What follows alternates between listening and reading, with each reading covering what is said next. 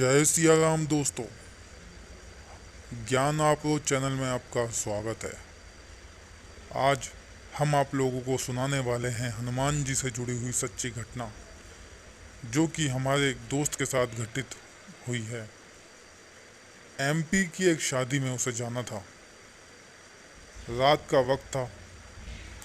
वह रात्रि को निकल गया। वहाँ पर शादी अटेंड करके 8 बजे की शादी अटेंड करके वह 12 बजे वापस लौट रहा था।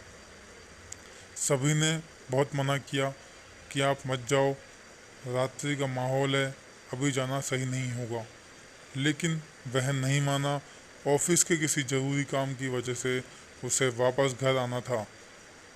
तो जब वह रात्रि को घर आ रहा था तो और लेट हो गया था।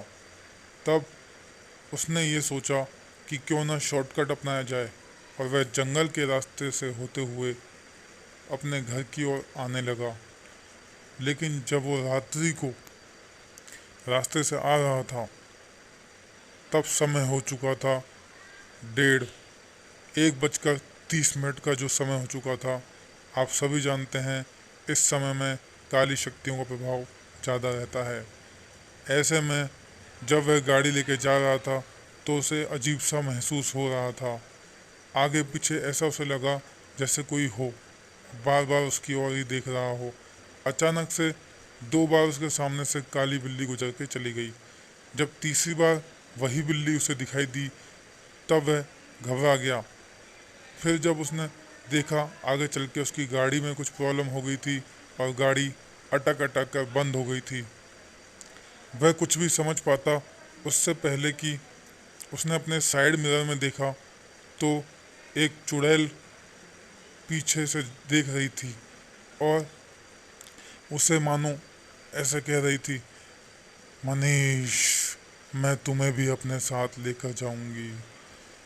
तब वह बहुत घबराया और डर गया। उसने सोचा कि आज तो यहाँ से बचना मुश्किल है।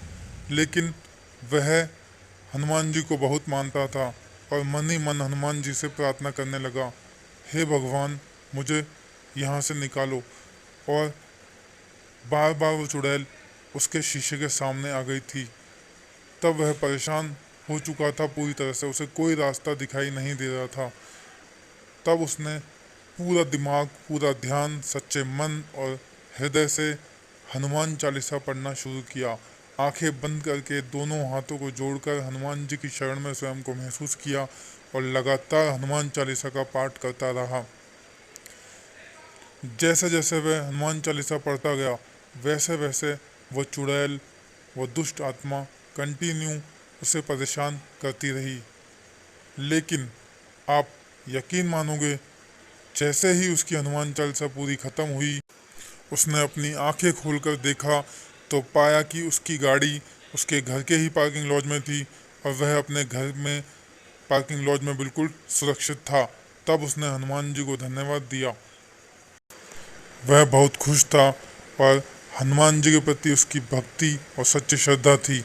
इस वजह से वह खुशी के आंसू रो रहा था कि हनुमान जी ने उसकी कितनी बड़ी सहायता की है। दोस्तों, यदि आपकी ही ऐसी कभी सहायता की है तो हमें कमेंट बॉक्स में ज़रूर बताएं। जय श्री राम।